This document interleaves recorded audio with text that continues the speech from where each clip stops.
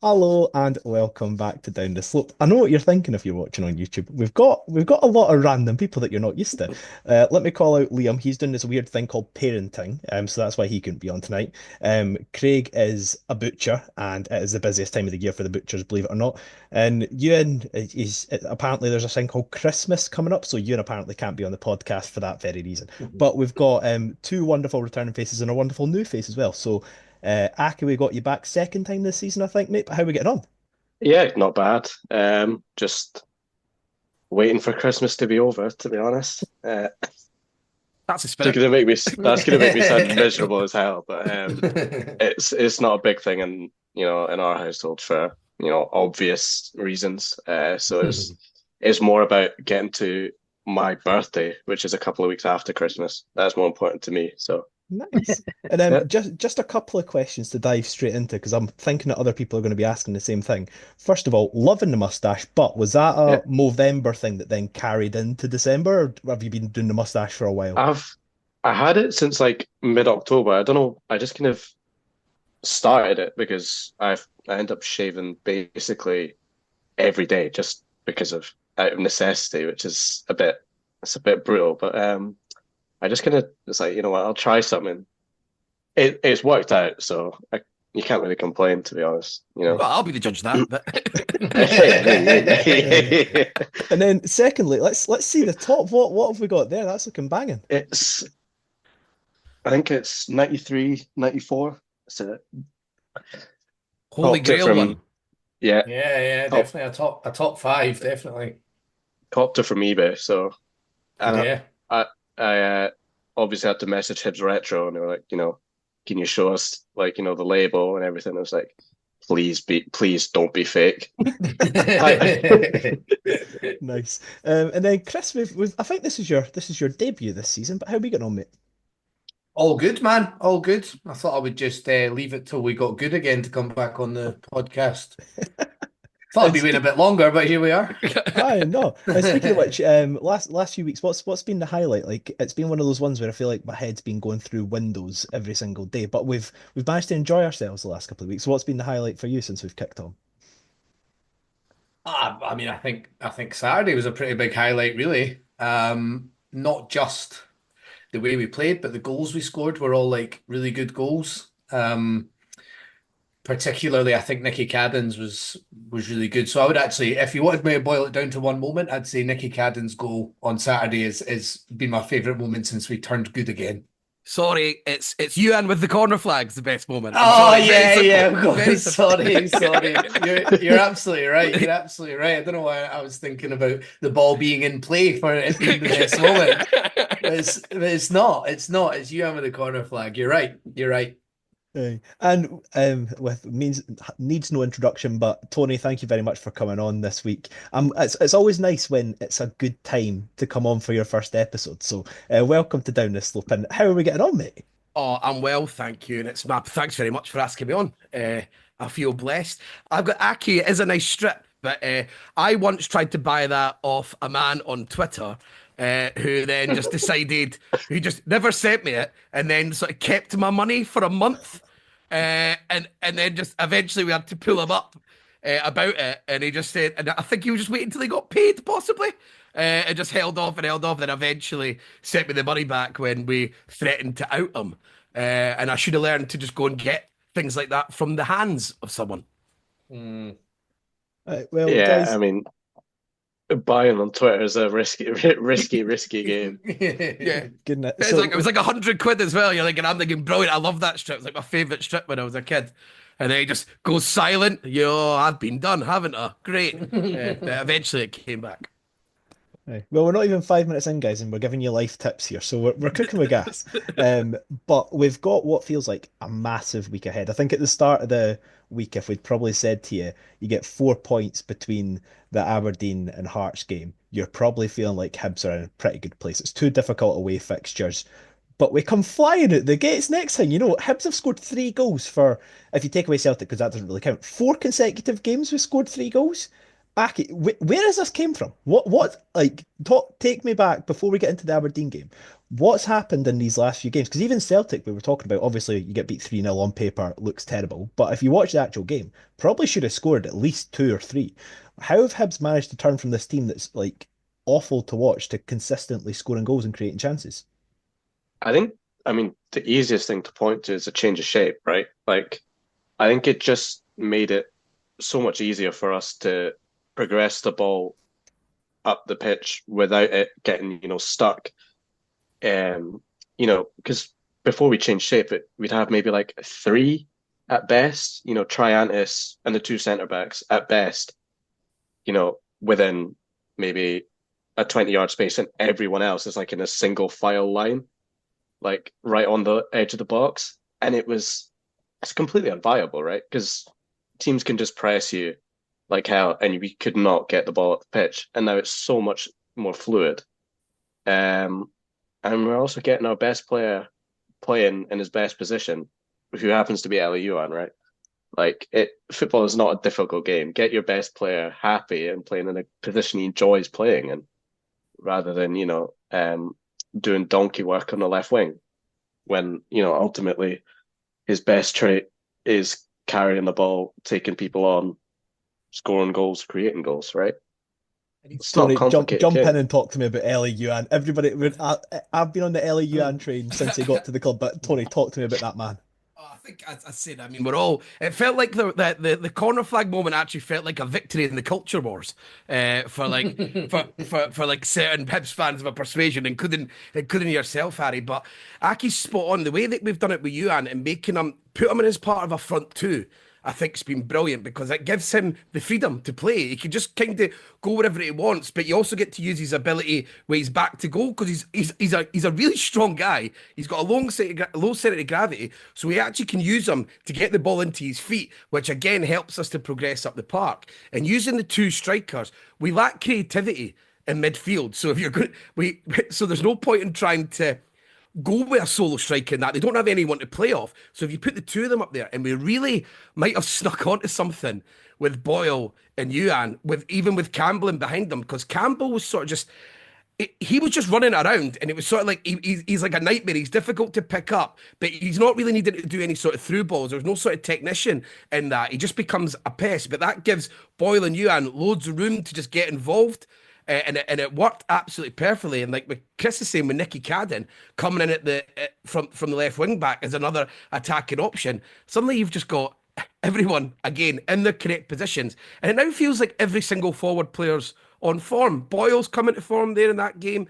Obviously, Ewan's been brilliant all round, but now the goals are starting to come in for him. Cadden's scoring loads of goals, and even Josh Campbell has come off the bench, scored a couple, and Gale, even before, I know we rested him there, but he's managed to score a couple of goals and he got a couple of assists off the pitch. So now you're just looking at it as, wow, now we've just, feels like you've got millions of options, and you're not actually sure how we're going to pick the team going into the derby. Hey, and Chris, last time we had you on, we were kind of picking holes in what Montgomery was or probably wasn't doing. But obviously, the difference between just the excitement factor of what we've seen towards the end of the last season, what we've started to see in these last few games, as Tony and Aki have touched on there, like it's just exciting to watch, isn't it? It's really good, and I agree the change of shape is completely kind of feels like it's completely revolutionised us.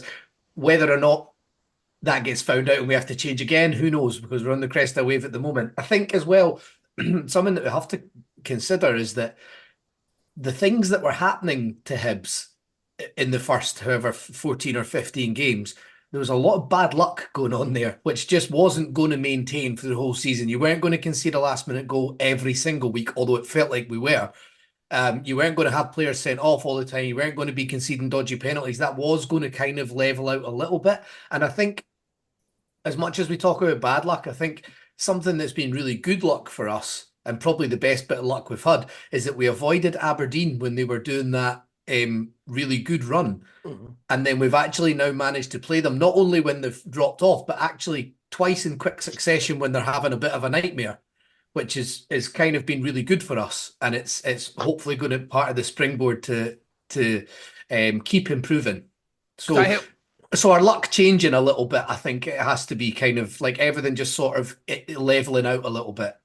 And the three at the back again, it's that protects. I sort of like it sounds counterproductive productive. But sometimes when you've got weak defenders, playing more of them helps, even though you think playing more players that aren't very good. But it has protected each of them. And the beauty of what's happened with the goals that we've scored recently is it's allowed them to not be under the cosh coming into late in the game, not having to panic, which you hope bleeds into the rest of the season, because now they've seen out a couple of games. Like a huge part of it, what happened on Saturday, it was great. We did have another shot on target, or even a shot on goal after Boyle scored. But that was deliberate. We played it perfectly. But that shows the growth of the team. But there's been space for the defence to allow to do that when they're just not absolutely panic stations. So now you hope, because of the Motherwell game, the Ross County game, and that game, that now when that inevitable time comes when we are only one ahead or we are drawing future, there's memories of being able to deal with it, and then and that'll perpetrate and hopefully mean that we're actually able to see out games, because obviously we're not just going to win 3-0 or 3-1 every week for the rest of the season, I presume. Yeah, because like something that Craig on the pod touched on a few months back was like when we were in our really bad phase, he said he'd rather win a game 1-0 or 2-1, like a really gritty game in which, as you say, the players will win it and then they'll be like, you know what, we actually can. We're not going to bottle absolutely everything. But I always hate to break the game down chronologically because people have watched the game, they don't need that. But I think one thing we need to focus on, I think we scored 3 really good goals that were all very different goals. Like the first one was kind of the carbon copy of what we'd done at Motherwell, and we punted it up. Someone managed to get a flick on. Campbell, by the way, target man Campbell, liking a bit of that. Martin Boyle went for the gamble, and then Ellie, like that's a really, really clever bit of play, switching that quickly onto his left foot, and the keeper's got no chance. Second goal, see, the thing is, like I've been really harsh on Yule this season, but every single time he does something well, when he does that thing where he drives at players and he looks so difficult to tackle, and that ball, like I love it was like a no look pass just outside of the left boot straight to him, and Boyle beautifully lofted to the back post, and how good, sorry for the language for those that don't like it, but a thunder cunt. Like he didn't aim that ball, he just whacked it right into the back of the net. Beautiful. And Ake, the third goal, again, different. It was like immediate counter attack, pressed him really high, got the ball back. Triantis, he's got a lot of flack from me of late, but if he keeps doing things like that, I think the fans will massively be back on side with him. Well, I think the thing that's like probably the most surprising about Triantis is he's really, really good on the ball. Like he doesn't position himself well off the ball quite a bit, and that's what it is, right? You know, you can't really, you know, it's like the Moneyball thing. It's like this is his defect. You know, he's really, really good on the ball, but when it comes to the off the ball stuff, like sometimes it'll be half a yard too far to the left from where it should be, and that's what it is. But when he's on it, and when he's, you know, taking people on and he's driving with the ball, he's naturally it's going to be very hard to stop because he's quick and he's huge. He is a large human being. And I think the biggest thing, right, was, you know, there was a lot of people who were like, why aren't we playing Levitt in there? I think you see why, right? Like he's big. He's big, and he does things Levitt can't do, which is move more than, you know, like move quicker than, you know, like at a walking pace, and he can run with the ball.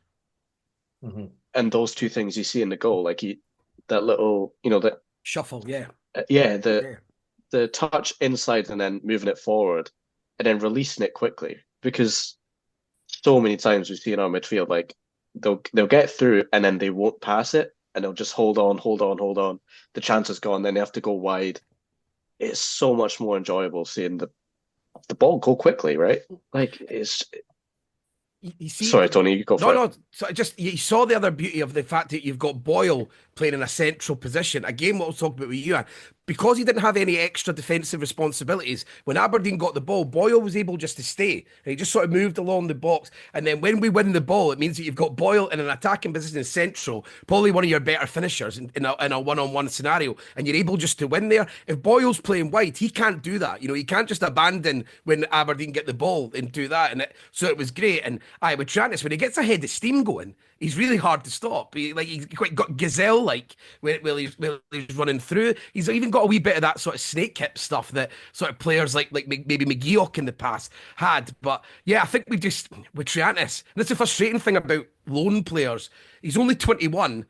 We're the ones who've noticed maybe a position change. So you're sort of developing someone who's clearly not ready for it. He's going to have loads of defects in his game. You're going to have huge inconsistencies. And that's the frustrating thing that's going to be about Triantis, is because maybe in 3 years' time, you'll be like, wow, what a career he's went on. But Hibs have probably had something to do with that. But we have to take all the shit bits along with that as he develops.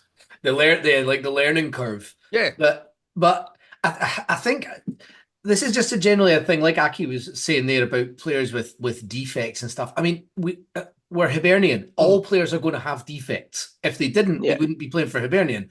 So what you have to ask yourself with players is what he is good at, does that offset what he's bad at, basically? How do we magnify that? How do we magnify it? Yeah. So Ellie Ewan's probably the best example. He tracks back, he does, but he's not particularly good defender. He's not particularly useful. He lets attackers run off him when he gets back there because he's not very good at it. But does what he is good at make it worth it? And the answer to me is definitely yes with that.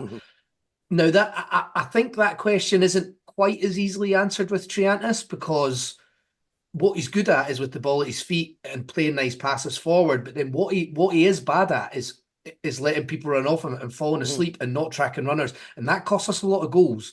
And so you could say that it's worth it because he's good with the ball at his feet, but it's just not as easily answered, I don't think, because his deficiencies kind of have been costing us quite a lot this season. And he plays in centre midfield. It's much harder to hide someone's deficiencies like that in that position. Yeah. Exactly. Well, I think it's about finding players who complement each other. I think the thing you'd probably say about Triantis is probably not even a six.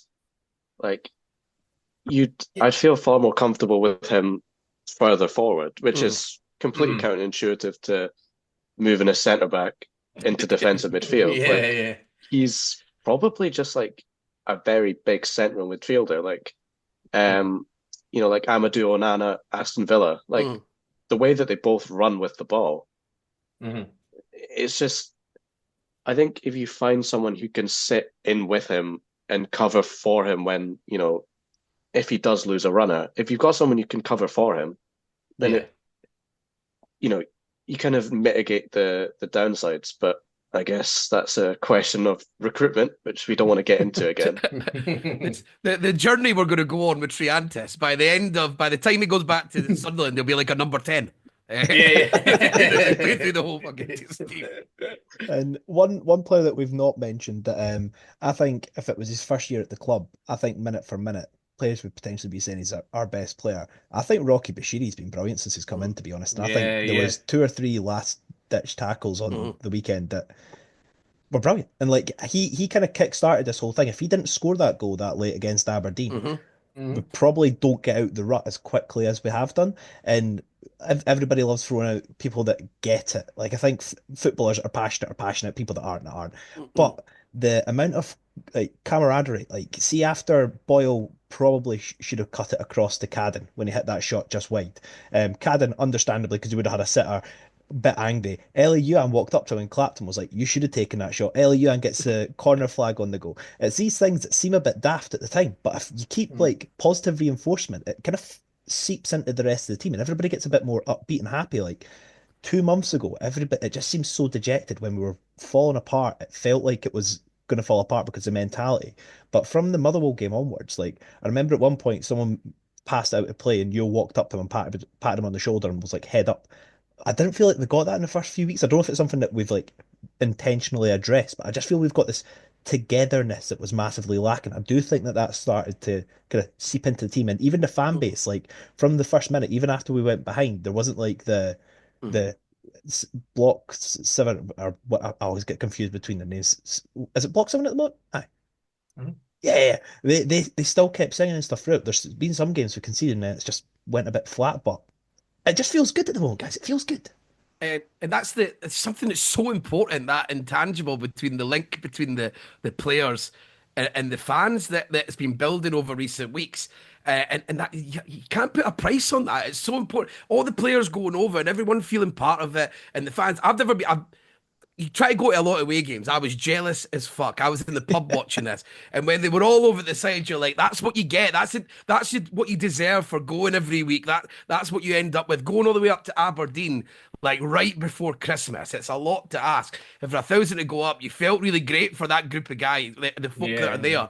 They earn that, and then and you're saying the camaraderie that comes with the team, then, and Yuan's come back, and it's like the redemption arc is frightening from it. And with Rocky Bashurian, he's benefited a lot for the fact it's a back three, because he gets to go in the centre.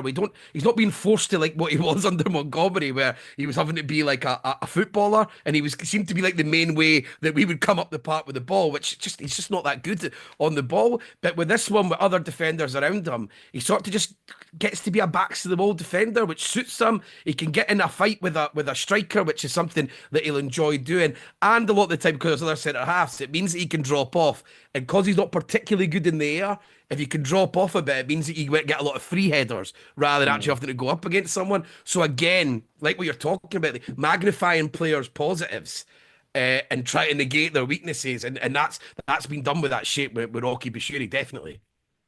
I think he's also started to understand what what his body is capable of doing, what it's not. Mm-hmm. Like, you'll see a lot of times when they launch balls forward, he will push himself and the striker like 2, 3, 4 yards forward, and then he'll run back. And it's so much easier for him that way, because he's not actually having to contest a header. Because he is massive. Like, he is a big human being, right? And most strikers in the league aren't going to be able to move him off his spot. So if he's just capable of don't contest headers, and he's capable of just wiping strikers out of a game. Like, I don't think Sokler really had a touch in the entire time he was on the pitch. If he's doing that every week, like, it makes your life so much easier. Because he's got good recovery pace, like you're saying, for that. But if he pushes that guy there and it just goes over the top, he'll probably go back and win that. That's like a simple thing for him to do. Just now that you've mentioned an Aberdeen player, can we just discuss how funny and hilarious Peter Ambrose's cameo was after he came on? Oh my days! Like, it's not the first time this season. It's not the first time. Days. Every time he comes on, he's a shambles. And why did he keep going back to that well? It just doesn't make any sense at all. He was abysmal. Did he not score? Did he not score the winner in one game? Yes, he did. He did. There was a tap in. Yeah. Yeah, he did. But again, that was like I was talking earlier just about how Aberdeen started with immense luck that like was never gonna maintain through the whole season. When you've got like a guy like that coming on and scoring winners in the game, it's like, right, you're definitely going through a purple patch, because that's not going to happen for the rest of the season. And lo and behold, it isn't. Yeah. You know what? I just can't help myself but pick a couple of negatives. Luckily, the free header he had in the box was the worst attempt from Lewis Miller at an offside trap of all time. I'm not going to mention that, but one thing we can't not mention: their opening goal. O'Hara is kind of got away with it a few times this season, where other players have performed worse than he has. Like, I feel bad because I don't ever really remember him doing anything overly impactful, like, over the course of the season. I'm not saying he's like consistently bad. Submitting at home, he was. Yeah. But like, do you know what I mean? Like, but with Rocky and with Ekpiteta and even with Iredale now, like, you can think of them impacting the game, but he doesn't really. And like, I've said this. I've said this for so long. He's a centre half that ghosts. I don't know how you can do it. That's what I'm saying. Yeah. Oh, it blows my mind. Like, the game kicks off. The game kicks off, and then you don't see him again till the 75th minute. It's like, how have you managed this? Does nothing. He does nothing. And but then, having said that, on Saturday, you've just got to drop off there. Or if you're going to go and win it, you've got to decide you're going to go and do that as soon as Clarkson takes a dodgy touch. You don't have a second and a half to decide what you're going to do. And if you don't, you have to go through him. Yeah, exactly. But he wasn't even quick enough to. He wasn't even there quick enough to foul him. Like, he couldn't even get near him. Really poor. And I think O'Hara. We've had a few different defensive lineups this season now, and O'Hara seems to kind of look like the weak link in all of them, which I don't think is a very good sign. No. Like, yeah, I think when Ekpiteta comes back, it has to be him, Iredale, and Rocky together, because Ekpatet is an outrageously good defender 1v1. Like, Mhm. and I think I just it's not like O'Hara's like particularly good on the ball where you go, okay, fine, you can live with the fact that he's not a particularly good defender. He doesn't do anything really. Like He like doesn't. It's mental. it's like the ghosting thing. It's like unless he's actively made a mistake, you could probably think like, all right, it's just a 10v10 game here. Like Yeah, it's yeah. like Genuinely, it's been in the second half of Easter Road and he's touched the ball. It's like he's still playing. Like, he just hasn't touched it for an hour. Can I just say, like, I felt I've not actually seen this discourse at all on Twitter. I feel vindicated because, like, as I say, I'm not saying that he's like the worst player in the world. I'm just saying, the only times I notice is when things go wrong. I'm never like, oh, that's brilliant, all right. Like, but I did mention him very lightly, and Aki mentioned him there. This might be doing him a slight disservice, but I said a couple of weeks ago, I think we're massively lacking. Like, when Paul McGinn was at the club, he's never going to be a 10 out of 10, but he's going to give you a 6 or a 7 performance every week. He's not going to make terrible mistakes. He's just going to do his job. I think Iredale's massive in that. Like, he's not made like, he got kind of caught out once at home to Aberdeen when that speed demon came on. But apart from that, Iredale is just consistently, if there's nothing on, he punts up the field. You're a centre back. Perfect. He's left footed, he's on the left side. He makes me very, very happy just that he exists and he's currently at the football club. And if there is a pass on, he takes it. Yeah. He's probably the best of all the defenders on the ball, it seems.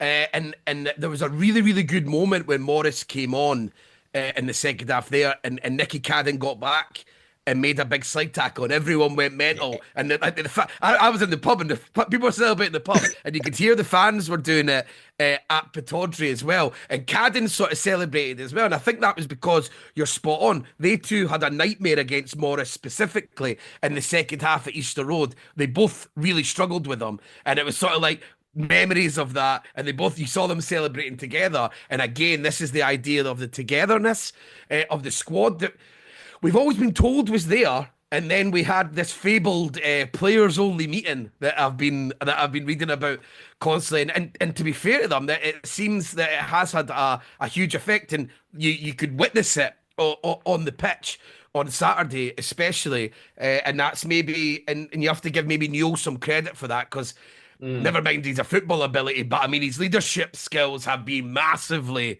called out by the fan base. And the way that the players are talking about him now, and the fact that that meeting has been a trigger for this, you have to say that, and his performances have went up himself since that meeting, that that is digging your team out. That is exactly what a captain is meant to do, and that's what they're all saying. You can't just deny it.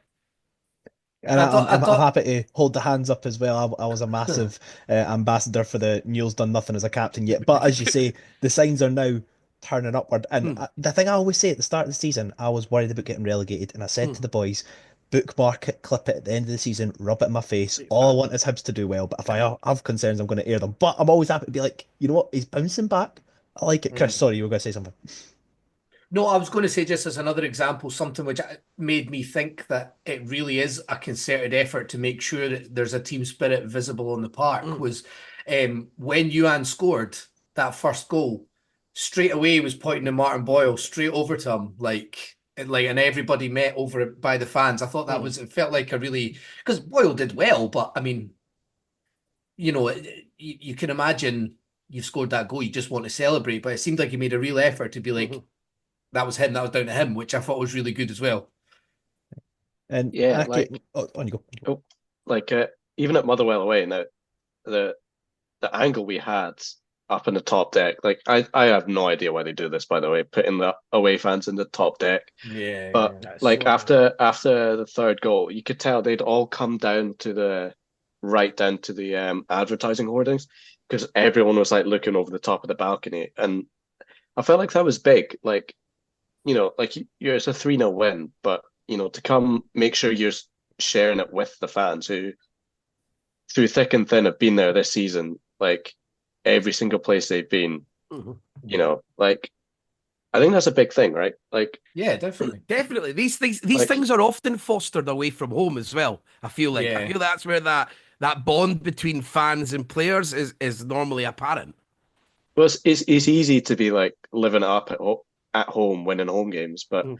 it's away games where it's like, you might like in the one this weekend, like you go 1-0 down at a typically very tough place to play.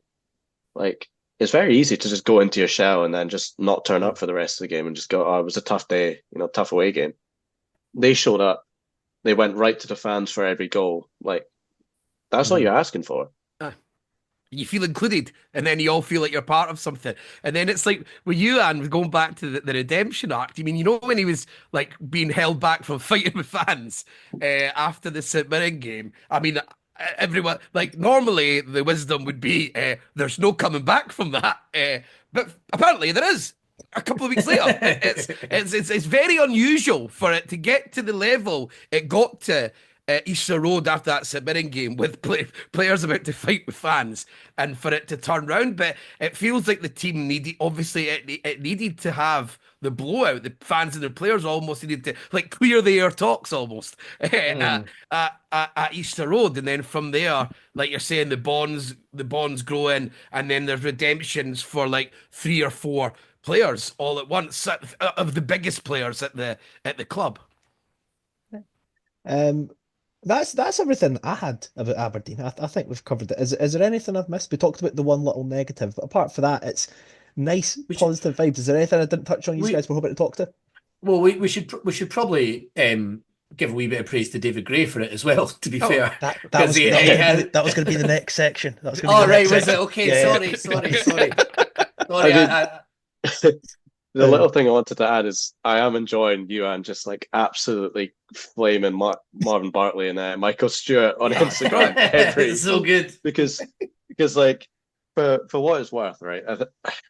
Marvin Bartley is not good at his job, and I don't want to be overly critical of someone who's played for the club, but like whenever I watch him on TV, I'm like, is he actually telling me something I could not have guessed about or seen about the game while watching it? No, he's not. Like, it wasn't even Marvin Bartley that came up with this thing about the keepy uppies. It was Michael Stewart. Marvin Bartley was then just asked about it, and he gave an answer, which it seemed like he probably thought he had to give because they were painting it as like, how bad is this? How bad is this thing, Marvin? And then he. Yeah, I mean, like with Michael Stewart, it was expected because Michael Stewart has a really weird agenda against Ellie Johan. Like, weird agenda with lots of people, sure. Like, he also had one against Craig Levine as well. It's like he just moves around and then he never shuts up about these individuals for months on end. And it's on, and because we have to watch him at every single Scottish football broadcast on any network, anywhere. He turns up, take a holiday, go on holiday one time. It's like he's feared to God that if he goes away on holiday for 1 week, he's like, no jobs will ever be available for him ever again. But it's just, he's an agenda-driven guy, definitely. Once he gets a bee in his bonnet, and I think that hides, again, obviously he's like a bit of a pseudo-intellectual, he thinks he's very much smarter than he possibly is. And I think it's like this agenda stuff sort of just fills dead air for him sometimes. Yeah, you'll never guess who he brought up on the air as well. Like, because, and heaven forbid we mention them, but he was talking about Hearts' transfer decisions and their board decisions. He was like, I still feel like they're beholden to Craig Levine. I was like, that is like 4 years ago. What are you talking about? Like, yeah, he does. He seems he holds an awful grudge, I think. He's the most patterless man there is. Yeah. Not a man you'd be going for a pint with. No, I've said that to you before, Tony. I think of all the people, pundits, commentators in Scottish football, he's the one I would like to go for a pint with the least. I disagree. It's got to be Tom English. Tom English is above him. Like that. I mean, yeah, maybe, but honestly, I think Tom English would at least try to listen to one thing that you were trying to say. That's a fair point. I'd rather go for a pint with Neil McCann than Michael Stewart. Well, speaking of a person that I think we'd all want to buy a pint, great segue. David Gray. There we go. Obviously, there we go. That's it. My rules of judging a manager is cup competitions, league position, and big games, and that's typically if you can sneak a performance against Celtic, Rangers, and then obviously the derbies. Cup, obviously we got knocked out early, but against Celtic, so you can't really judge too hard on that, especially away from home. Hearts, very, very close to getting a win there. In the league, obviously terrible start, but it was something like the first 10 games or something. Yeah, I think it was the first 10 games.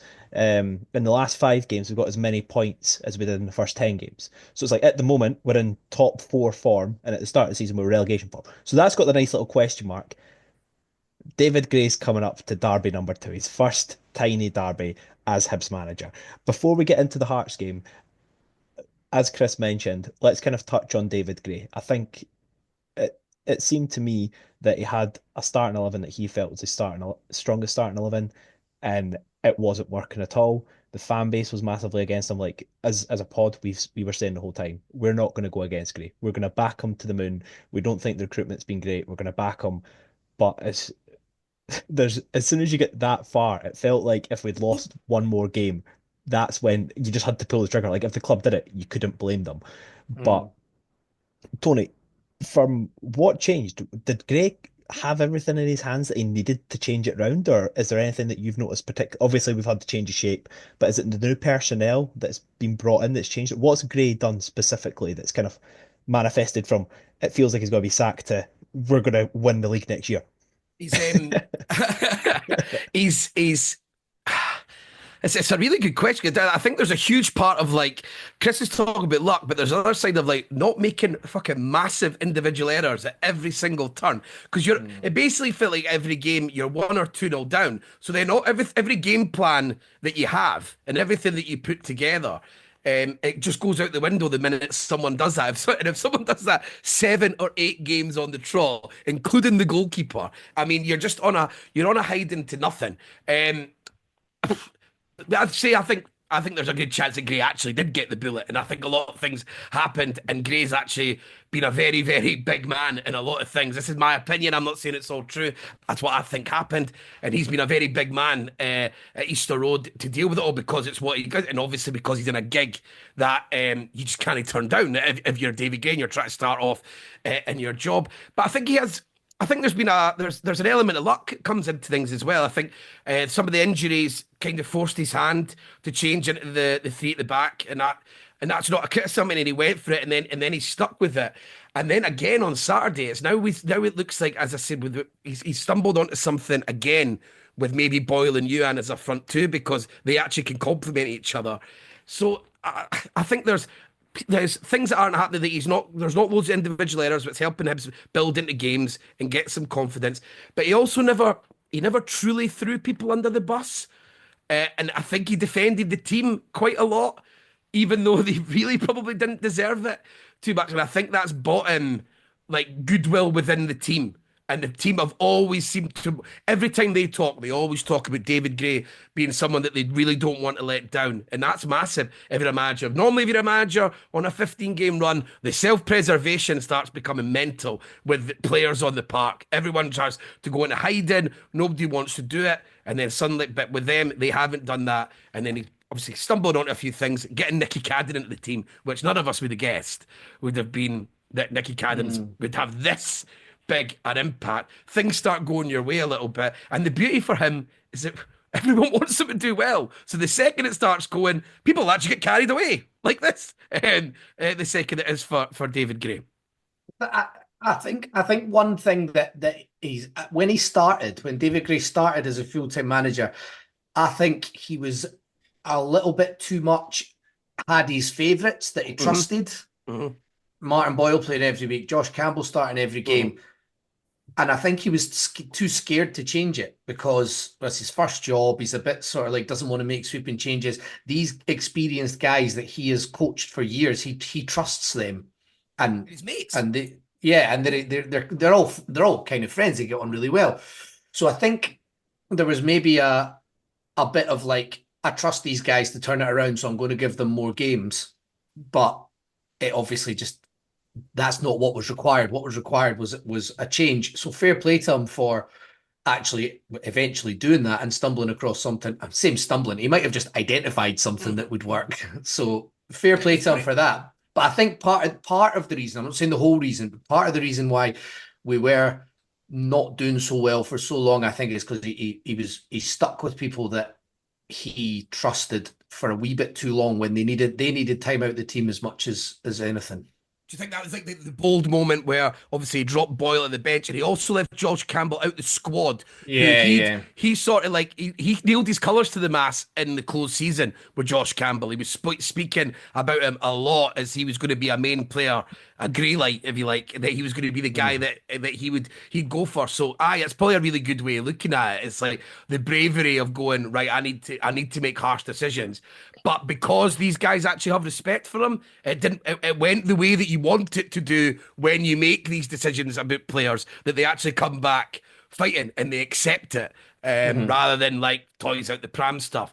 And there's resilience in some of these players, because you made a great point on Twitter about the resilience at Ellie Yuan, and that, like, about the fact that he's able to come back, and maybe there's across the whole team, maybe there is a bit of more resilience than maybe what we would have thought in earlier weeks of the season.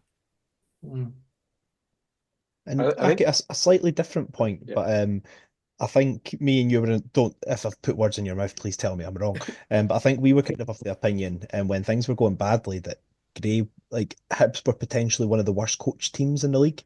When we were seeing goals and when we were letting things up, and even when we were our attacking movements, it just seemed like the players were a bit clueless. Do you think that there's something that the coaching team's done? Because even as you said, I think you put up a tweet about one of the goals for the third goal, I think it was, how the team was just in a better position to actually move as a unit and create that chance. Do you think that coaching's been a part of this turnaround? I think the change of shape suits what David Gray wants to do more than it used to, and I think it's almost like you'll see first time coaches talk about this quite a lot. Like sometimes it just takes like your hand being forced almost to like work things out. Like I don't really think that Gray ever really planned on playing this kind of shape, really, because if that was the plan, he would have done so, as soon as the season started. Well, He didn't, and sorry to interrupt, Aki. Did we not start a couple of the League Cup group games with three at the back? I think that's. I mean, in terms of like the league season, because the League Cup is right, it's an opportunity to experiment, right? Like, okay, you just see how players fit. But I think as soon as the league season started, it was very much that 4-2-3-1 that we'd seen under Johnson sometimes, because Lee Johnson had a lot of things he liked to do, and under Montgomery as well. And I think Gray really was kind of almost going off what he'd seen other managers do. Like this is how they'd set their team up. This is how I want to set my team up. And I guess he's almost kind of realized, okay, the 3-5-2 fits what I want to do with my team a lot better than other systems could do. And, Liam's going to be turning in his bed thinking of us talking about systems and formations. But I think, I just think the kind of collection of players who've been brought into the team in this, system, in and out of possession, they're so much more structured. They know where they have to be and who they're looking to find on the ball. Like, I think that was the big thing. Like, we just looked so ponderous on the ball. Like the previous. I mentioned that actually about being ponderous on the ball when we talk about individual errors and how they were costing us all the time. I feel like some of that was coming from the fact that players were taking so long on the ball; they were giving themselves more time to make errors. It wasn't as incisive as it probably has been the last couple of weeks, or certainly as it should have been. And I think that, like you were saying, Aki. Sorry, I'll let you carry on. But when it was really ponderous. But I feel like a lot of the individual errors came from that. Yeah, I mean, again, not to digress into another sport, but like a big NFL thing is making your reads quick and easy for players passing the ball. I think that's the same in football. Make players be able to understand, this is my read, this is who I'm passing it to when I'm in the ball in this situation or I'm in this area. If it's not on, I go backwards or I go sideways. It's about just simplifying the game for them so they're not constantly having to process like 10, 15 things because that takes time. And We're not you that know, good. The players aren't that good. You can overload yeah, them. They talk yeah, about this all the time in Scottish football. Like, I mean, when we had Heckingbottom, and I think Montgomery, too many instructions, far too much. They have to think about their first touch when the ball comes to them. So they can't actually think about, oh, I need to be in this compartment of the pitch every time that the ball's on this side. I need to do that. It's too much for them to think about. And I think the 3-5-2, it does allow you to simplify it because it gives you more ability to go direct. Sometimes you've always got a partner beside you in the centre of the park in the dangerous places to go. So I think you're spot on, Aki. It's totally, the shape's actually allowed it to be simplified a bit. We can go yeah, direct now. you've always got a free man because teams at this level, their pressing is like it's okay, but it's never good enough whereby or your other two centre back partners are going to be marked, as well as your midfield partners and the wing back on your side and the goalkeeper. Like you will always have somewhere to go with the ball when you're not sure. And it's so much easier than, having two people next to you, like your defensive midfielder, one other centre back. Both your fullbacks have gone like all the way to the opposition box. And it's like it's just make the game easier for these guys. And Because plus, if you think about our favourite seasons, win the Scottish Cup 3-5-2, Neil Lennon's Heart Attack Hibs 3-5-2, David Gray's double winning because we're somehow coming back to win the league and win the Scottish Cup this season. So David Gray's double team 3-5-2. Guys, we've Alex found it. Alex McLeish's early noughties. 3-5-2. 3-5-2. So maybe we're onto something, but let's move on to it. It's going to be the talk of the week. I'm sure you guys have been having the patter with your Jambo mates already, but we're coming up. It feels like every single game for the last few months has just felt monumental. We've finally got some momentum, and we're coming into an Edinburgh derby. One, how big a game is this for David Gray? And two, how big a game is this for like it's the first time this season after we beat Aberdeen, I started looking up the table. I was no longer thinking how many points are we above bottom. But if we lose this game, it flips.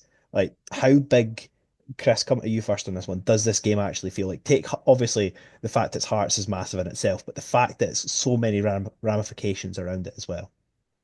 Yeah, it is big. It is big. There's no two ways about it. I think that if we're gonna there's maybe signs that we've turned a corner and we might be able to do something, and we have had some good results, but at the end of the day, it comes down to games like this to work out whether you are on an upward trajectory or if those previous games were just a bit of a flash in the pan. So it's big. I think we've got a good run of fixtures. We have had a good run of fixtures. Like I said, we've played Aberdeen twice when they've been having a bit of a stinker in quick succession. We played Ross County at home. We've got Hearts, who are, I mean, I've watched them a few times this season, and the more I watch them, I'm like, actually, they're not very good, but we'll come on to them.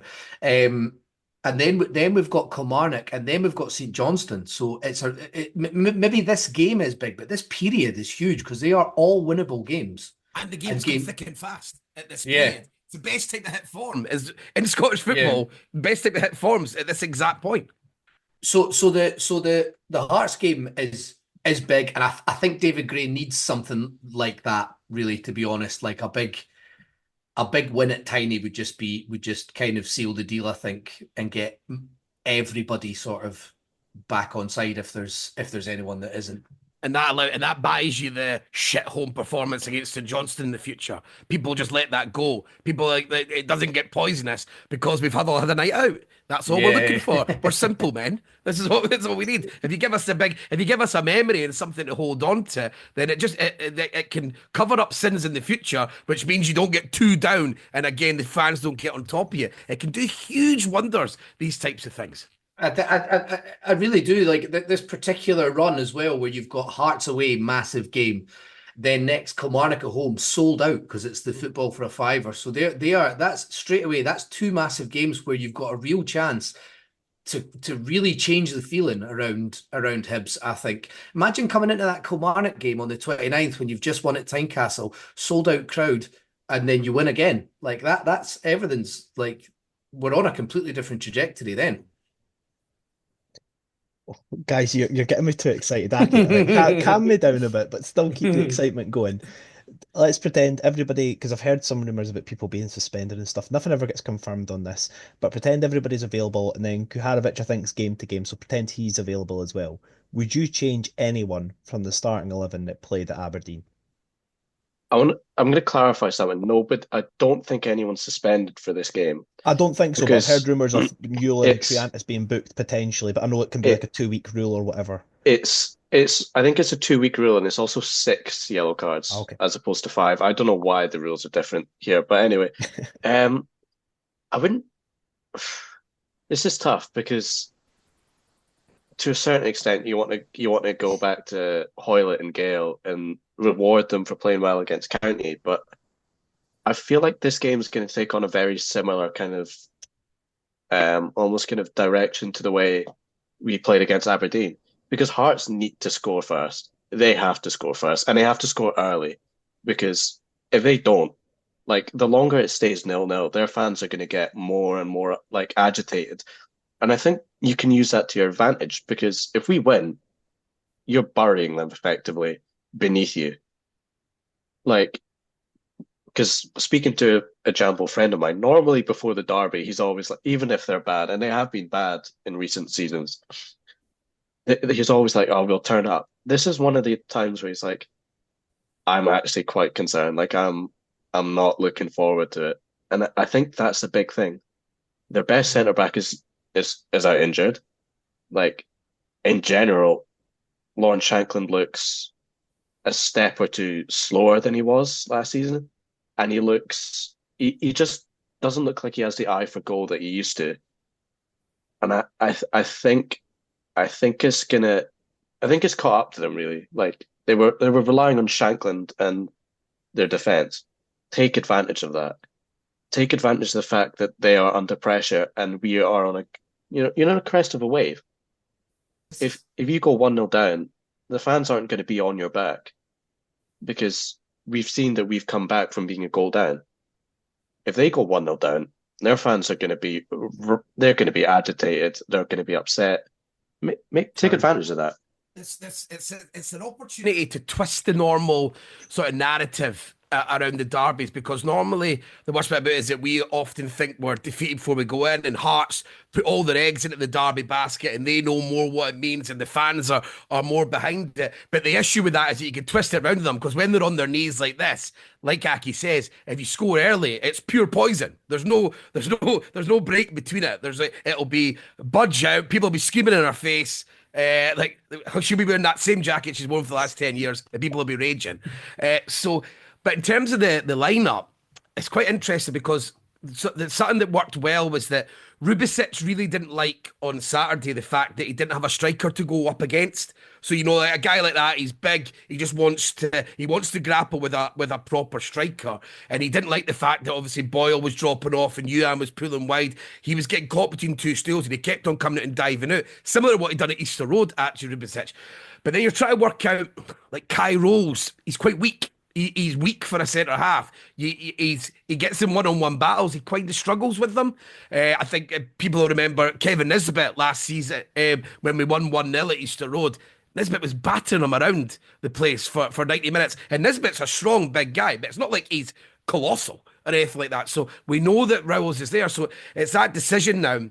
Do we want to try and put a Gale, like a wily striker, up against Rowles to noise them up? Or do we just stick to what we got on Saturday? I think no matter what, when you're on your crest of a wave and people have done, and the three players that played in that role worked really well, it's hard to change it. But there's huge gaps between Hearts midfield and their defence. So you're also tempted Hoylett to be creative and pick up loads of space to do it. So it's a really, really hard decision because some of their weaknesses would point to bringing Gale and Hoylett back in, but when you've just performed like that and all these guys are fit and they're firing and they're all feeling good about themselves and you've got a game right away, literally like 4 days later, it's really hard to change that.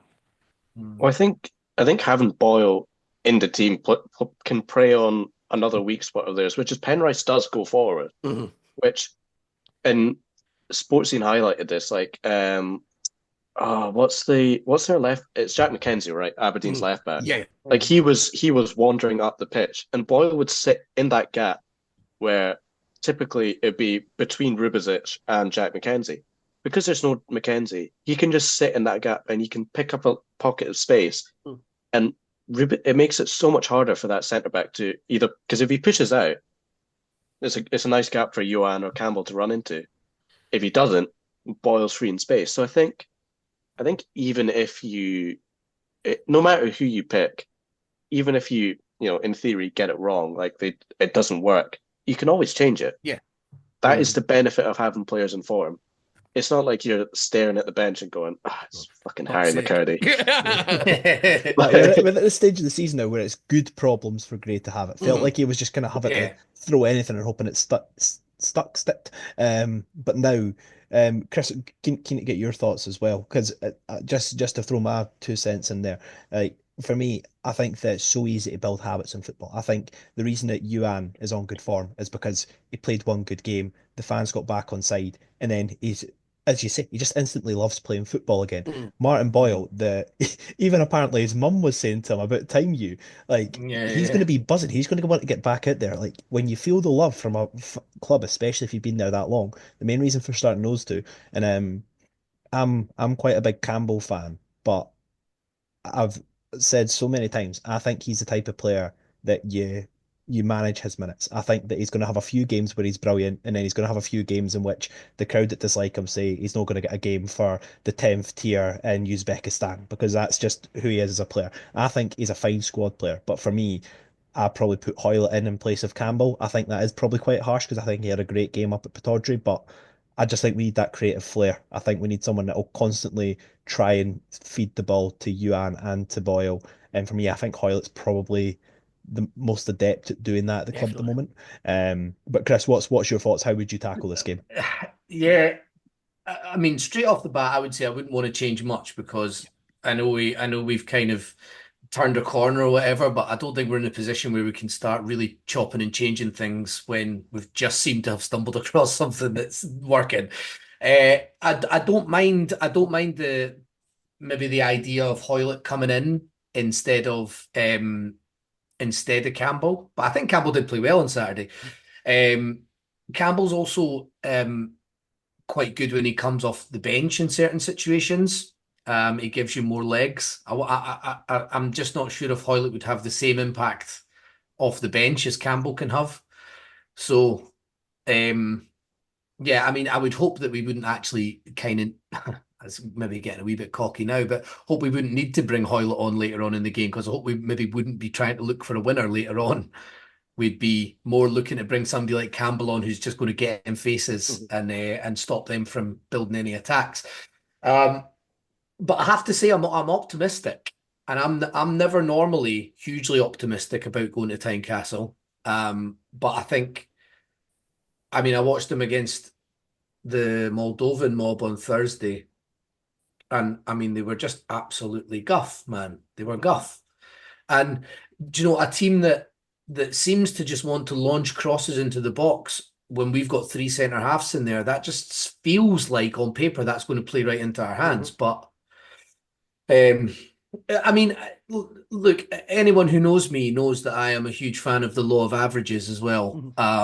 And the only concern I've got about the game is that we've now won 3 of the last 4. Does this squad have it in them to win 4 of the last 5, or is it going to come unstuck at some point?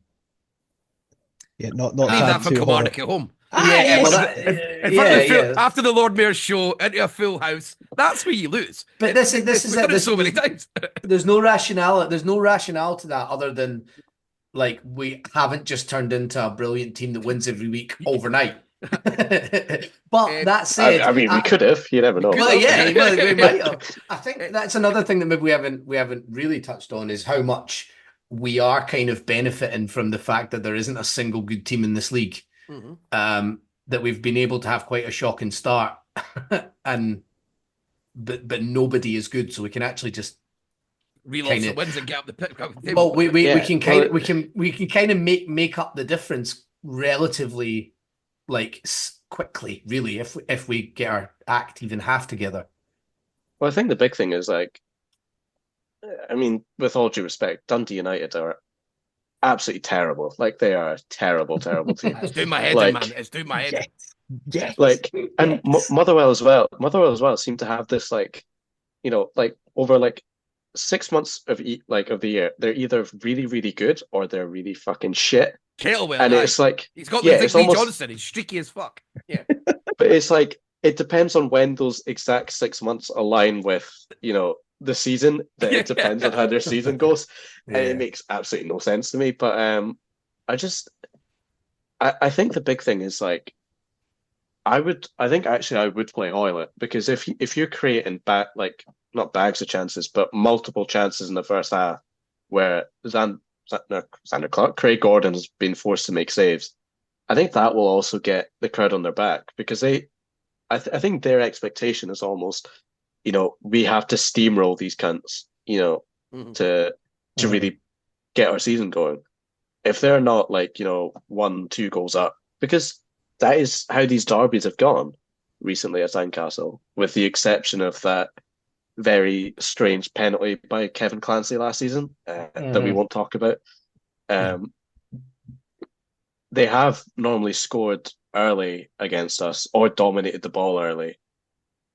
And I think that's the key. Just put the pressure back on them. Like we, it's an away derby. Like there's obviously an expectation for us to go and win the game, but it's not like there's not a do or die kind of thing here where Hearts are sitting near the bottom of the table, papped out of Europe by some Moldovan team who I had never heard of before. Um, and Neil Critchley is arguably on the hot seat already, and he's been here for what, like 2 months? Yeah, I mean, this is we were saying this that the derby itself might not be statistically a very successful endeavor for Hibs, okay? Like over the piece, it might not, and supporting Hibs might be quite a difficult thing to do quite a lot of the time. But one thing that we really hold is the power to send Hearts into a death spiral Mm. because they cannot accept getting beat by Hibs, Yeah. even when Hibs are clearly a better team. So what we can do is actually, I mean, look what happened with Robbie Nielsen. Aye.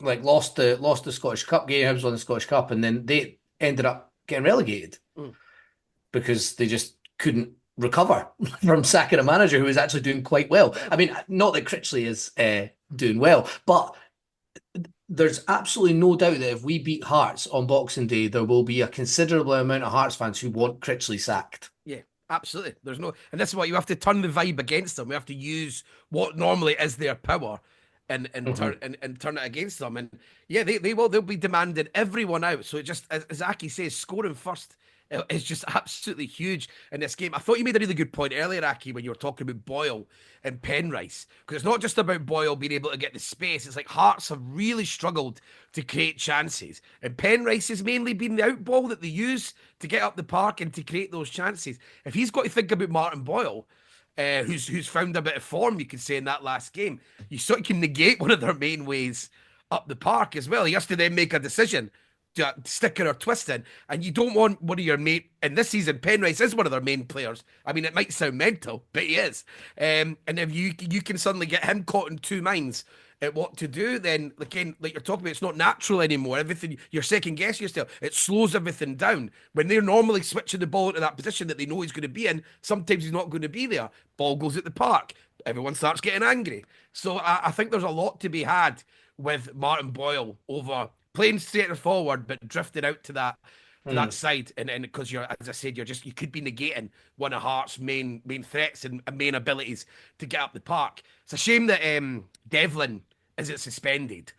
I would have been really into that because apparently Beringimi might not make it still either, and that would be huge. The two of them not being available, and I think a key battle massively is going to be Triantis and Devlin in the centre of the park. I think that'll be huge because they both like intercepting a lot of the balls. There's going to be a lot of interceptions because there always is in derbies with haywire passes. And if we can beat the press with Devlin, and then you're getting Hoylett in a lot of space, and suddenly there's a lot on the game here. I feel like Devlin and Penrice are huge for Hearts in this specific game.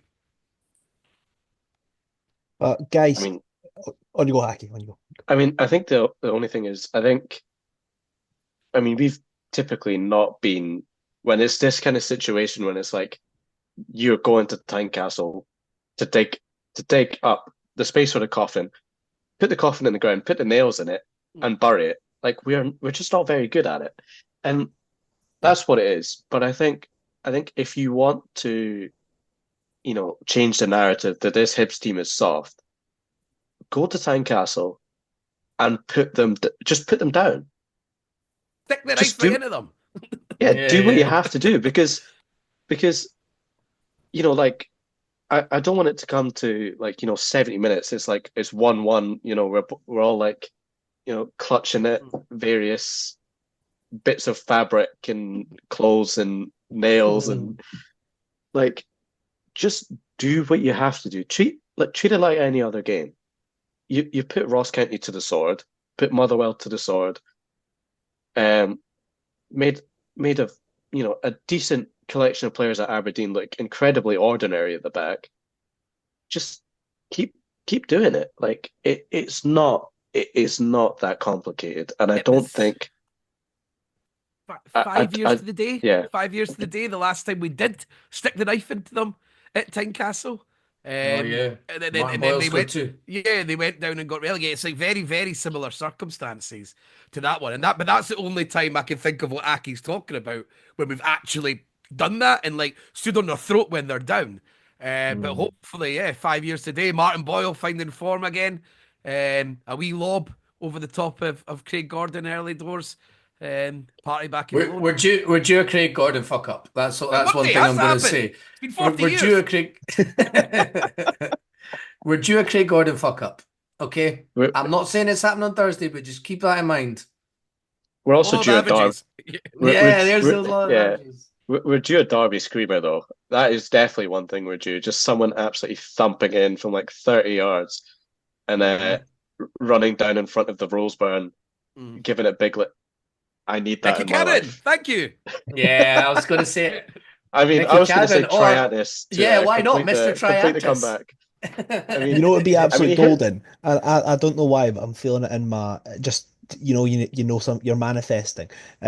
An acrobatics. It's not going to be the screamer you want, but an acrobatic effort from Rocky Bashiri that's just going to result in a goal. I don't know if it's going to be an overhead kick. I don't know if he's going to dive and header. He's just going to do something. Kick. Yeah, he's going to do something freakish that nobody expects, and we're all just going to be like, "That is the greatest moment in the history of all time." But I've kept you guys for long enough. Thanks everybody that is still listening. But I've got 3 questions to end off. So my favorite quote ever. From a Hearts fan is the video. I don't know if it was us or that was playing them, but when a Hearts fan said, "Absolute dug shite Hearts." I think it was when they were at Murrayfield. They got beat at Murrayfield and they used to play there for home games. It was indeed. So absolute dug shite Hearts. Aki, coming to you first. Why are Hearts absolute dug shite? Because their stadium is fucking terrible. They're in a fucking terrible part of town, by the way. Like, I don't think it can be overstated just how fucking miserable that area near Tynecastle is. Like, it's all like brown and grey. There's some like smokestacks. It is fucking awful. Nah. Like, you could not pay me enough to go live there. Like, just like, imagine waking up in the morning on a Hearts match day and just seeing all those fucking pricks walking in. Nah, not for me. Tony, Chris, get jabbing in. What makes Hearts absolute dog shit? Get involved. Well, they have made, I think I've mentioned this before, they have made some sort of satanic pact with the devil. They have never won as much as a football match that they've actually earned. They are the spawniest football team that has ever existed. And anything that they've ever achieved is through nothing but pure hideous luck. They are the worst dressed people on planet Earth, and I find it insane when you watch it on the screen. They all dress the same. There's no sort of dress culture with it. You know, like there's loads of clothes, all the cool strips for Hibs fans. They've got one that blue and black one that they all fucking wank over. It's the only good one they've ever had, and they all still go on about it. But aye, they all the ill-fitting jeans. They always wear like raincoats. They look like they're from Matalan. They all dress that way, and sort of like Rockport shoes, which I did have once as a child. But yeah, so like you can tell them from a mile off. You can tell them from a mile off. And my father's one, so yeah. I know. The other thing I'd say is that smiley face kind of banner they had when Gorgie Ultras first started off against Celtic. That was absolutely hideous. Like, what on earth was that, by the way? Like, just a massive smiley face. And also, if we're talking about terrible fashion, they brought out this 150th anniversary kit and they were going on about how beautiful it was. It looked like a white top with a burst nipple. Like, am I the only one that saw that? It was absolutely honking. That was a huge badge. Ah, yeah. Absolutely massive, yeah. It looked like a repurposed like KKK kind of gown. Well, there you go. To be honest, that tells you everything you need to know. Yeah, and it probably was. Yeah. And question number 2, Chris, this one, the first one for you. Favorite moment at Tiny that you've ideally experienced in person, but you might have watched it on TV? Tony's going to want me to say when Amadou Conte scored the winner in 2005. No, it was Dean Shields. Dean Shields. Conte hit the post. Of course, Conte never scored that. It was a long time ago now. You fucking can't remember it. Yeah. On the advertising boards. You're going to want me to say that, but I'm going to say certainly of recent times was when Daryl Horgan scored 2. I really enjoyed that. My seat was like right behind the post for the second goal, so I saw it was in the whole way. Really, really good. Malone's at the West End had just opened. It was quite new then, so everybody was back there afterwards having a sing-song. That was probably the best I've had of recent times, because I missed a lot of the other ones that like Martin Boyle or the Martin Boyle derby. I wasn't there. You told me that you wanted played at your funeral when the casket's coming down as Stevie! Oh yeah, because Daryl Horgan shouting for the ball back. It's just so good. Stevie! And he gives him it. And then he puts it right. I was yeah, it was. I was sat right behind in the seat directly behind Leanne Dempster at that match as well. So there you go. Tony, add on your own. Chris is the one that obviously the Dean Shields one for men of our vintage. I think that's a pretty special one because it was like everyone's turning 18 at that time, and that was at the first derby win that you went to when you were able to go to the pub before it, half days for work, all that type of jazz. So that was a special memory. Last season, does anyone remember that guy? I think maybe not last season, maybe the season we finished 5th. When the guy just climbed onto the side bit at Tynecastle. Aye, like the scaffolding. Aye, and he just got marooned there. Clearly not thought it through, steaming. And he just stuck. He just absolutely stuck. So you do all the dancing bit in front of everyone, and then it's just that realization. All right, I'm absolutely fucked. There is absolutely no way down for you unless someone comes up and gets you. And it's just like that moment, the moment of shame that goes over your face. Maybe I have made a tit of myself. So you always love stuff like that. But the Boyle Derby like 5 years ago, that was great. Similar to Chris. I missed the other one because I was away. But I got to go to that one, and yeah, the sing-song in Malone's when they put on the Full Proclaimers album, then it descends into them playing like 90s dance tunes, and everyone just changing the lyrics to Hearts Are Going Down. I'm hoping for that again. On Fats and Small, turn around, change the lyrics to Hearts Are Going Down. That's what I'm in for. Aki, yourself? There's been some good ones. I mean, the Horgan Derby is obviously a great one. I mean, there's nothing better than the sound of the ball hitting the back of the net when it's like, yes, it's like, the net's tightly drawn against the stanchion. It's like you can just hear it smack, and it's like that dead silence after, and then it's just so good. But I think Johan's double is just, I think you don't win the game, which is like less than ideal, but just the delirium of 2 goals in the space of a minute, like. That never happens. Never happens. Yeah, yeah. The bloke, the lad with the crutches who got onto the side of the pitch and then was like struggling to get back across. that video of that Snapchat video of Martin Boyle like right next to someone's phone camera. Yeah, Which, like it's just yeah, it's so good. I mean, yeah. I like was I think in terms of Derby moments about how you felt, I would say after it went 2-2 when Ewan scored the second, I was just so convinced he was getting a hat trick Aye. at that point. I was so convinced. So I was like, I can't believe I'm about to witness Ellie Ewan win the Derby from 2-0 down by scoring a hat trick, but not to be. 10 to 1 to score first on Thursday, oh, by the way. Is LAU. he? Yeah, you know 10 to who's 1. got bet? Aye, there's two players who've got better odds who definitely shouldn't do it. It's Harry McCurdy and Mikola Karavic. They don't want Scottish people. They simply don't care. They just go, who's that? Right, lob an odd up for him. Yeah, like That's I'm scrolling on Bet365, like making a bet builder, and it's like I'm like Harry McCurdy is not play like if he's scoring first, either like a new strain of COVID is hit, or you know, like it's like divine intervention. You know, like I have no idea what would have happened. the other good Derby one that I remember was the Det Riordan when the boy ran on the pitch when he scored in front of no one and he Yeah. missed them. It just like that just if someone's got to the peak of hatred to run on the pitch and then fall over when they try to punch him. I mean that's great, isn't it? I mean, I was deeply surprised no one did that. You know, after Nisbet's free kick when he goes right up to their main stand and he starts, Yeah. I was so. I mean, to be fair, after like towards the end of the game, Chabraya got hands put on him, but I think some of the performances he put in that season, like Jesus Christ, I don't want to think about it. Well, two more honourable mentions from me. This is actually my slightly more modern one. The 2-2 comeback with Cummings with a loopy header and then Paul Hanlon in the last minute. That was obvious, absolute carnage. But then I think when it's your first, it's always so special. And Ross Caldwell, last minute when he somehow shins it into the top corner. That's a moment that will literally never leave me. It was just an When absolute he cuddled banger. it, when he cuddled it in. Yeah. And then you watch it back and he literally the way he kicks it, his leg, sorry, his shin literally goes down into the ball, and it kind of like you know when you've got Watching like that a back, ball, I don't.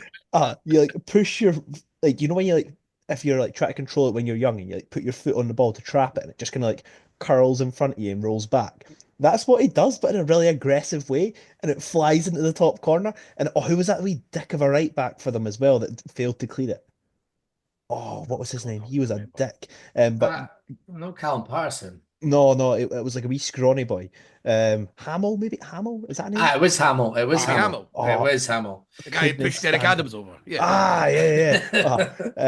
Honestly, see if I'd been playing for Hibs that day and Caldwell scored that winner, I would have turned right round to the referee and been like, "Were you going to give a penalty for that foul? Because mind it's Thompson. Thompson gets taken out. I'd be like, no, you weren't going to give that, were you? You fucking cheating bastard!" Right, everyone's celebrating. You're checking it with them. Like, what was your intention there if that hadn't gone in? Oh, but boys, got one final question for you, and it's kind of so the way it's phrased is favourite Edinburgh Derby player or manager. But when you hear Edinburgh Derby, what's the Hibs player or manager that instantly pops to your mind? Frank Sawsey, man. It has to be. Unbeaten in derbies. Knocked his teeth out scoring a goal in a derby and also scored a low-flying jet against Hearts in the Millennium Derby when we beat them 3-0. And even when he was fucking chronic as a manager and people said all he done was crossing drills, corners and shooting at training, we went to Tynecastle and we still got a last-minute equaliser to preserve his unbeaten time at Hibs in Edinburgh derbies. He must be like one of the only players ever who's got that, who was actually here for a relatively substantial amount of time. Aki, yourself? I think it's got to be Boyle. I mean, like before he came back, probably not, but like his first game back to rescue it the way he did, like was just glorious, to be honest. Like, I mean, what I would do for a vintage Martin Boyle, like breaking behind the centre backs, smash it across goal, like You'll see it, mate. You'll see it. You'll see it on Thursday. I'm just kind of like I'm dreaming about it, and it's like it's like perfectly in your head.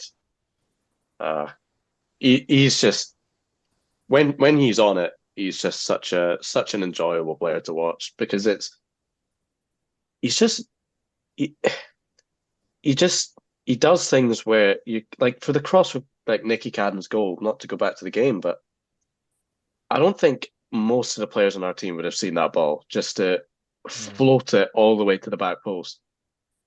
Because wisdom says just absolutely hammer it across goal. Someone's foot will get on it. But he's just one of my favorite players, to be honest. What a guy. Chris, I'll let you have the final say on it. So two that spring to mind for me. This is more because I love the hysteria and the daftness of the derbies. So one, just because he's potentially the daftest player to ever play for Hibs, Jason Cummings. And when I think Edinburgh Derby favourite moments, when he does the lifting the cup up after scoring against them in the replay in the 1-0 game, that's one of my favourite ever Hibs moments. And then also Neil Lennon and then Craig Levine with a natural order in the background. That's like two of my favourite like Hibs moments that even if they didn't have significance in the end, they felt so significant at the time. And that was like every single time a Hearts fan tweeted, they would have at least 6 Hibs fans in their mentions putting a picture in natural order or of Neil Lennon or of Jason Cummings, and I just adored that. My player is Jonathan Spector. Here we go. Yeah. Came on in the Daryl Horgan derby, I think it was, to see out a victory, and then was possibly never seen again in a Hibs top. No, that was his only appearance. Yeah. So for me, he typifies the Edinburgh derby. See Mikey Devlin as well. That was mental. That was incredible. His only appearance for Hibs was up front in an Edinburgh derby. He literally was a striker for Hibs. Like there's no. But no, Jonathan Spector would be mine. I remember. I don't know why it was just so funny that he came on and then he actually he did all right, and then it's like cool. Jonathan Spector from Manchester United is just been playing right back for Hibs and we've won the derby.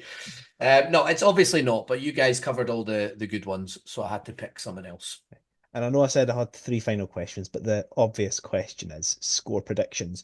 Being honest, Tony, when we've given different scenarios, you've said, yes, that's happening. And I think we've scored about 11 goals so far. But if you want to open the predictions up, my friend, you go for it.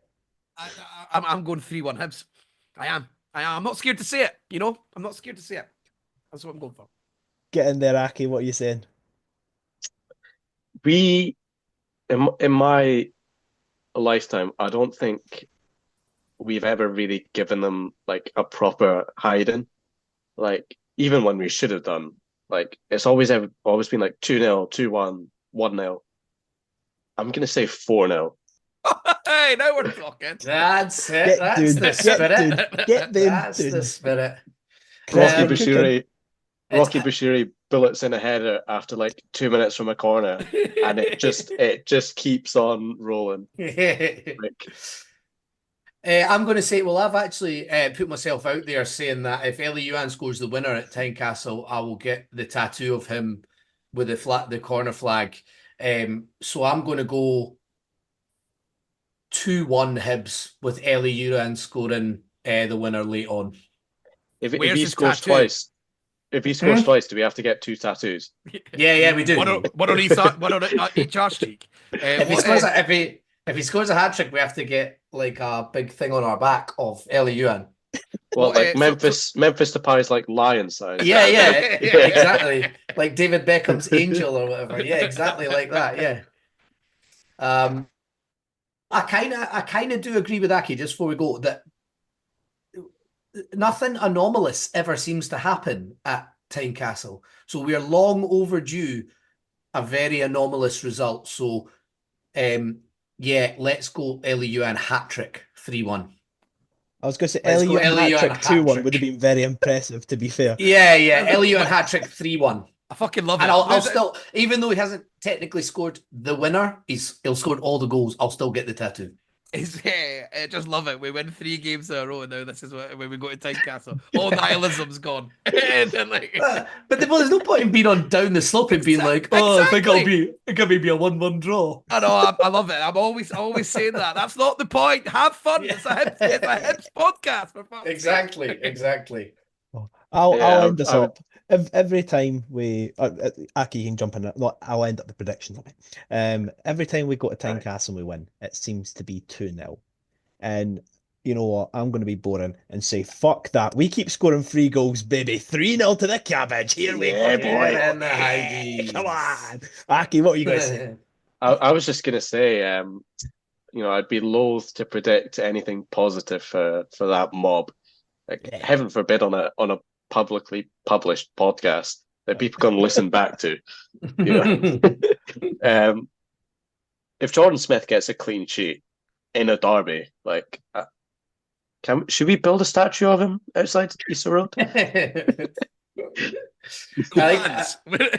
was saying this the other day, just to end. Sorry, you know how like in these iconic teams you get like Andy Gorham and like Peter Shilton and that, they just their name was just the goalie because it was their position, and like nobody was taking it, so they were just called, that was their name, the goalie. I just called Hibs goalie the goalie because I could never remember his name. So hopefully after Thursday I can remember his name for the right reasons. Well, but that's the thing. If we end up winning this game and he gets his clean sheet, he's going to have an autobiography come out called The Backup, because that's what he was always supposed to be. Right. The comeback act. The thing I remember him for most was like when he came out against Aberdeen, he looked so scruffy, and then you could just tell he'd got a fresh fade against Motherwell because you could see it on the back of his head. And I was like, you could just tell he was not prepared to be starting against Aberdeen, but he was like, okay, I'm going to be starting again. Like he woke up late. He's not changed his gloves or his shoes, which he really should do, by the way. Like the black shoes, just nah. It just looks like he's wearing school shoes when he's playing football. Yeah, he looks like a Hearts goalie. I'm going to say it. There you go.